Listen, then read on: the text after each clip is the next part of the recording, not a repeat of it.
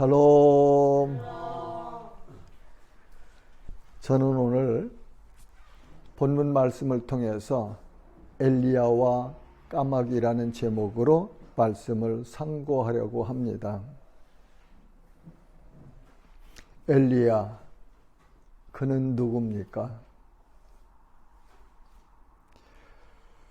본문 1절에는 길르앗에 우거하는 자 중에 디셉 사람 엘리야가 그렇게 엘리야를 소개해요. 디셉 사람 엘리야. 이 열왕기 상에서 몇 번 이렇게 엘리야를 소개할 때 보면 다른 말을 사용하지 않고 디셉 사람 엘리야다 그렇게 기록하시거든요. 그러니까 아버지가 누군지 무슨 일을 한 사람인지 우리가 알 수 없어요. 그런데 이 엘리야가 오늘 이제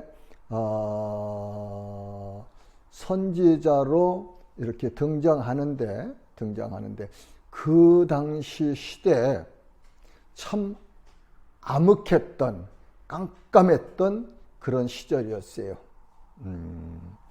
엘리야의 이름의 뜻은 여호와는 하나님이시다 그런 뜻이라고 하지요.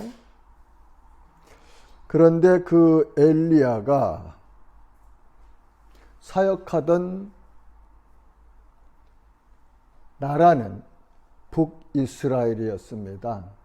이 북이스라엘을 우리가 이해하기 위해서 우리가 다 알지만 그래도 한번 이해하기 위해서 잠깐 북이스라엘과 유다의 관계를 조금 설명하고 넘어가고 싶어요. 열왕기상 11장에 가보면 솔로몬 왕이 하나님께서 그렇게 복을 주셔서 이전에도 이후에도 그렇게 솔로몬처럼 영화로운 삶 산 사람이 없었거든요. 그런데 말년에 솔로몬이 타락했습니다. 그래서 이방 여인들을 그렇게 왕비로 맞아들여서 그 여자들이 꼬이는 말에 넘어갔다고 합니다. 그래서 예루살렘에 각 나라에서 가지고 온 여인들이 가지고 온 종교를 예루살렘에다 다 혼합시켜서 예루살렘이 그 거룩한 성이 말하자면 혼합 종교의 원상지가 됐었어요. 그래서 하나님께서 솔로몬에게 매우 노하셨더라 그렇게 성경은 말씀하십니다. 그러시면서 하나님께서 내가 이 나라를 나누어서 두 나라를 세울 것이다 그렇게 말씀을 하시죠. 그런데 다윗을 생각해서 솔로몬 내 때는 그렇게 안 하고 내 아들 때 나누리라 그렇게 말씀하셨습니다. 그래서 솔로몬의 아들 르호보암이 왕이 되었을 때 저 애굽으로 내려갔던 여로보암이 올라옵니다.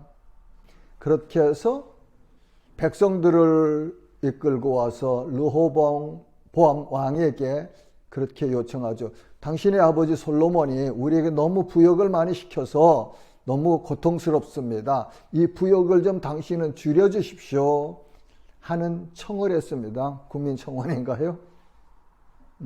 그랬더니 르호보암이 아버지를 섬겼던 그러니까 경륜이 많은 노인들 대신들하고 의논하니까 그들은 그 받아들이십시오.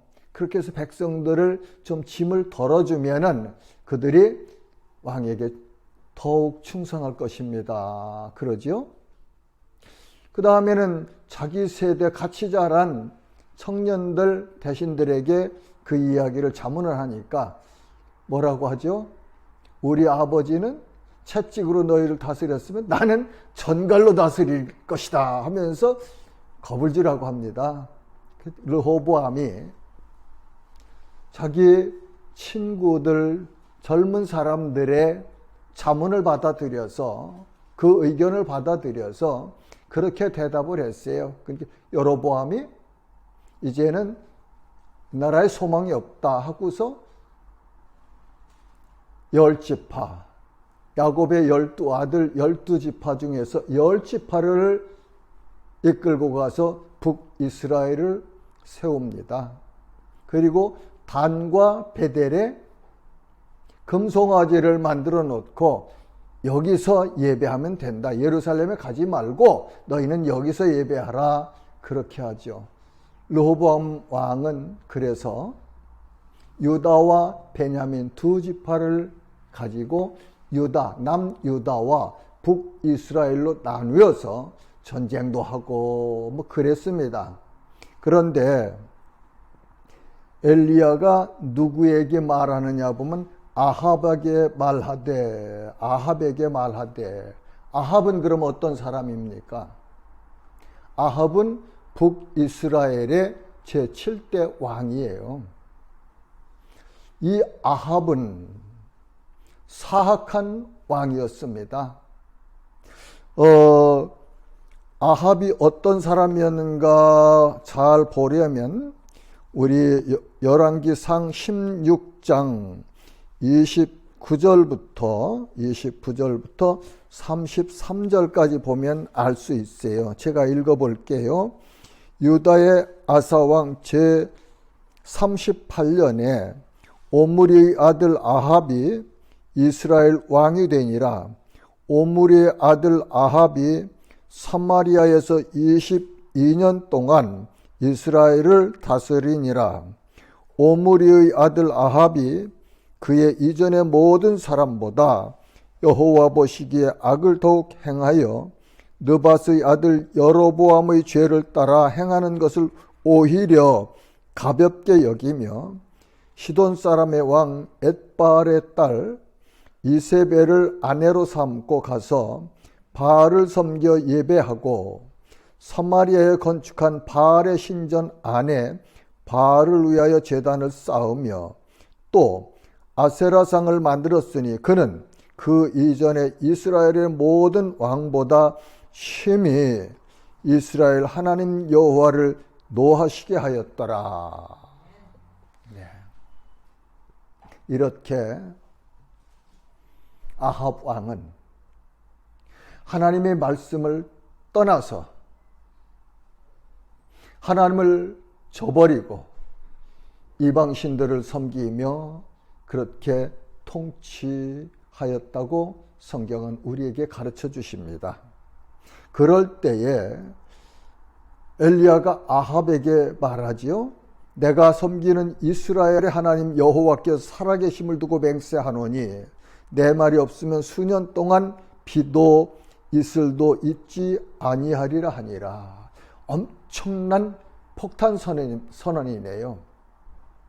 이렇게 막강한 권력을 가지고 악을 행하고 있는 아합 왕 앞에 어디선가 나타난 디셉 사람 엘리야. 그는 자기를 소개하면서 내가 섬기는 이스라엘 하나님 여호와께서, 여기서 섬긴다는 것은요, 예배한다, 경배한다, 그런 의미를 가지고 있습니다. 내가 예배하는 여호와 하나님께서 말씀하시되, 그러면서 이름도 없는 저 말하자면 디셉 천구석에서 살던, 거기서 났나 보죠. 디셉 사람이라고 하니까. 근데 이 당시에 우거하던 살던 곳은 길르앗 땅이라고 그러고 있습니다. 그렇죠? 길르앗 땅에서 우거하는 디셉 사람 엘리야가 그렇게 말하는 것을 보면은 그는 악한 왕 아합 앞에 담대히 나가서 하나님의 말씀을 고하는, 전하는 그런 삶을 살고 있네요.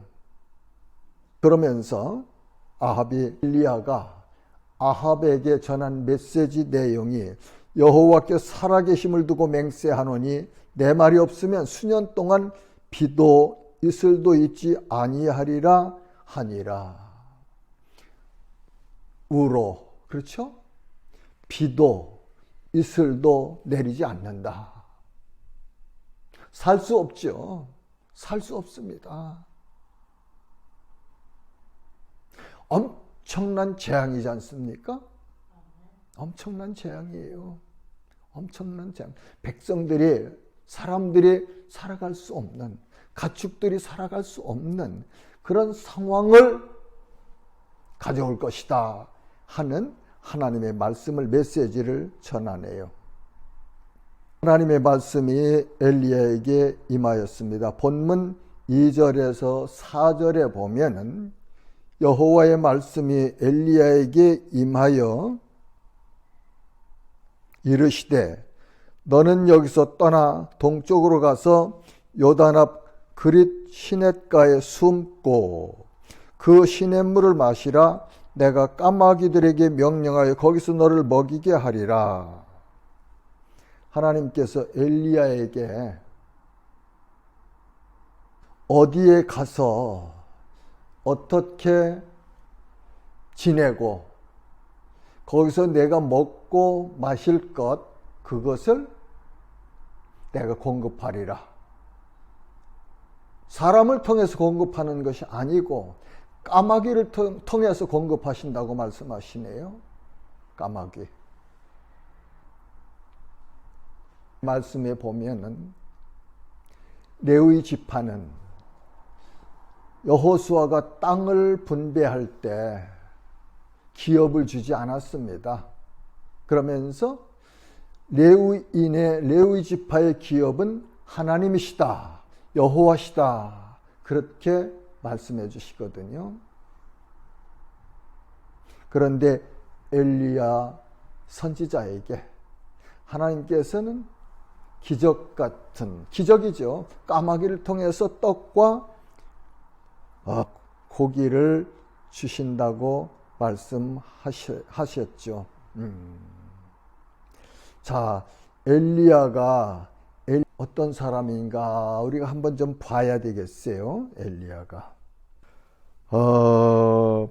5절에 보니까 그가 여호와의 말씀과 같이 하여 곧 여기 이 단 한자 곧이라는 이 말이 엄청난 의미를 가지고 있습니다. 곧 가서 요단 앞 그릿 시냇가에 머물매.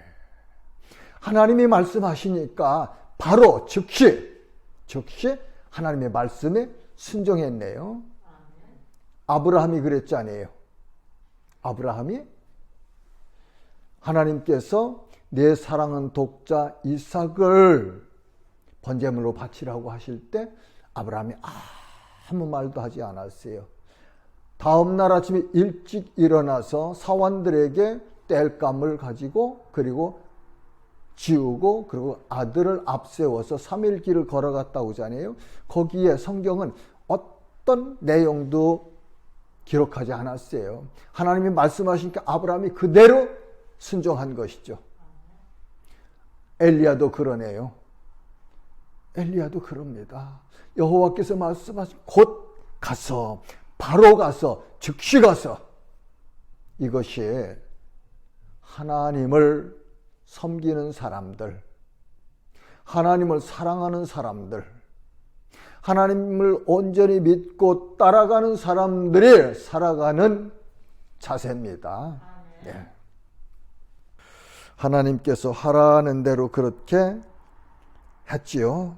그랬더니 하나님께서 하신 말씀을 하나님은 신실하게 이루시는 것을 우리가 볼 수 있어요. 6절에 보면은 까마귀들이 아침에도 떡과 고기를, 저녁에도 떡과 고기를 가져왔고 그가 시냇물을 마셨으나.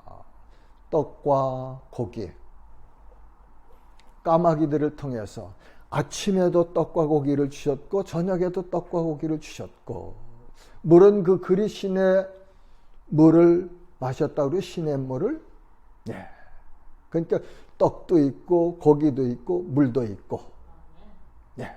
이렇게 하나님은 자기 백성, 자기 종들에게 이 땅에서 살아갈 때 필요한 것들을 공급하시는 하나님이심을 우리가 볼 수 있습니다. 그래서 너무 염려하지 말라고 하시잖아요. 너무 염려하지 말라고. 아까 최 목사님께서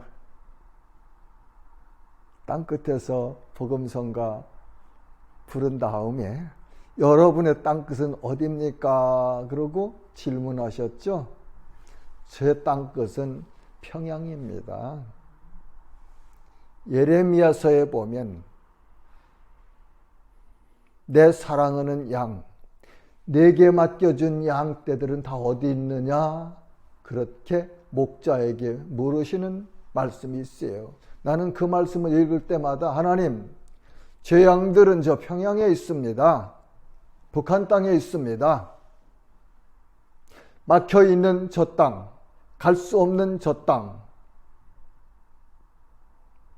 복음이 없는 저 땅, 거기가 제 땅끝이에요. 그 땅끝을 향해서 가고 있습니다. 엘리야는 어쩌면 사악한 왕 아합이 있는 그 사마리아 성 북이스라엘이 그분의 땅끝이었는지 모르겠어요. 이렇게 이름도 없고 가문도 없고 보잘것없는 아무것도 내놓을 것 없는 엘리야를 사용하신 하나님, 하나님의 말씀이 무조건 따라가며 즉시 순종한 엘리야와 같은 한 사람을 지금 이 시대도 하나님은 찾고 계실지도 모르죠.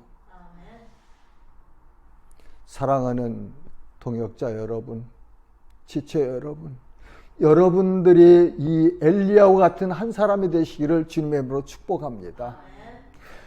다 버릴 수 있을지라도 하나님이 말씀하시면, 하나님이 원하시면 그 말씀에 순종하는 사람, 모든 것 다 제쳐놓고 하나님이 하신 그 말씀 따라 살아갈 수 있는, 생명 걸고 나아가서 선하라는 말씀 전할 수 있는 그런 한 사람이 되시기를 주님의 이름으로 축복합니다. 자, 이제 말씀을 정리하려고 해요. 이 엘리야의 요 짧은 말씀 속에서 엘리야를 통해서 이루어진 이 사실들을 보면서 우리는 어떤 교훈을 받아야 할까요? 먼저는 선과 악을 분별하고 시대를 알아야 할 것입니다. 시대를 알아야 돼요. 그래서 로마서 12장 2절은 너희는 이 세대를 본받지 말고, 이 세대를 본받지 말래요. 오직 마음을 새롭게 함으로 변화를 받아, 마음을 새롭게 해서 변화를 받아 하나님의 선하시고 기뻐하시고 온전하신 뜻이 무엇인지 분별하도록 하라. 분별하도록 하라. 이 세대를 본받지 말고, 타락한 세대, 음란한 세대라고 예수님은 말씀하셨어요. 이 세대 본받지 말고 하나님의 거룩하시고 선하시고 기뻐하시고 온전하신 뜻이 무엇인지 분별하도록 하라. 지금 전 세계가 제가 볼 때는 혼란스럽습니다. 팬데믹 코로나 19으로 인해서 전 세계 모든 사람들이 고통하고 있잖아요. 또 미국 대선, 이 대선을 통해서 미국이 제국이라고 하지 않습니까? 패권 국가예요. 그런데 그 패권 국가의 지도자를 세우는 일에서 지금 미국이 혼란스럽습니다. 그러면서 이 세기에, 이 시대에 힘 있는 두 나라 하면 미국과 중국이에요. 그런데 미국과 중국이 지금 대립하고 있지 않습니까? 뿐만 아니라 우리가 살고 있는 이 조그만 한반도 4300 몇 년 될 거예요. 우리 역사가. 그런데 외침을 850회를 받았다는 기록이 있어요. 한반도의 전쟁사를 보면은 그 얘기는 거의 5년마다 한 번 정도 외침을 받은 그런 약하고 서름 많은 고통 많은 나라 민족이었다 그런 의미입니다.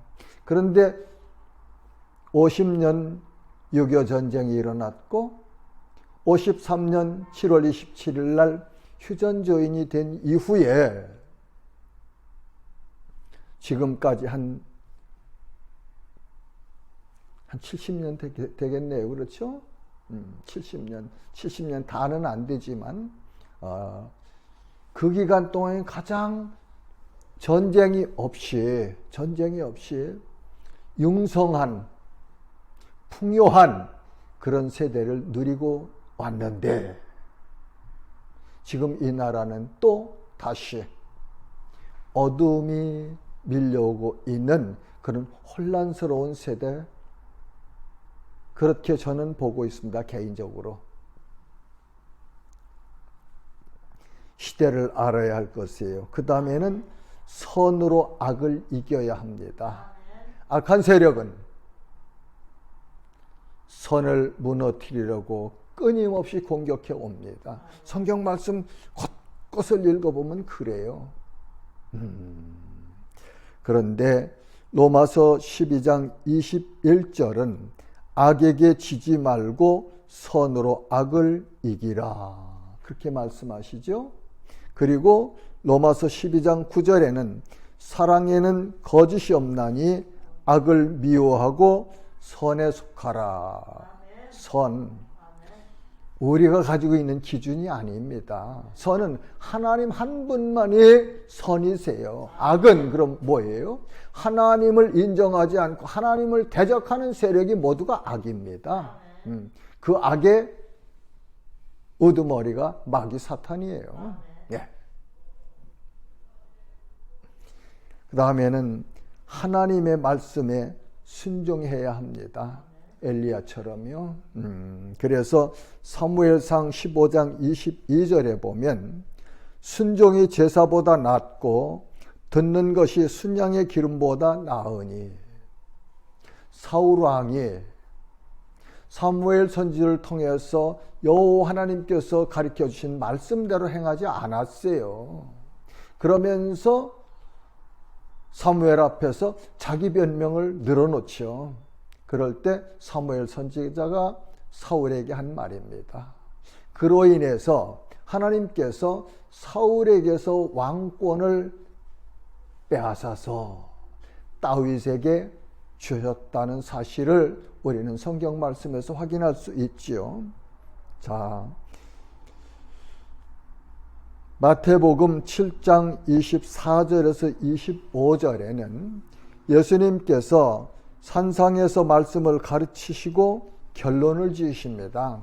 산상수훈 마태복음 5장, 6장, 7장인데 쭉 말씀을 하시고 결론을 지어주시는데 어떻게 말씀하시느냐 하면, 그러므로 누구든지 나의 이 말을 듣고 행하는 자는 그 집을 반석 위에 지은 지혜로운 사람 같으리니 비가 내리고 창수가 나고 바람이 불어 그 집에 부딪히되 무너지지 아니하나니 이는 주추를 반석 위에 놓은 까닭이요.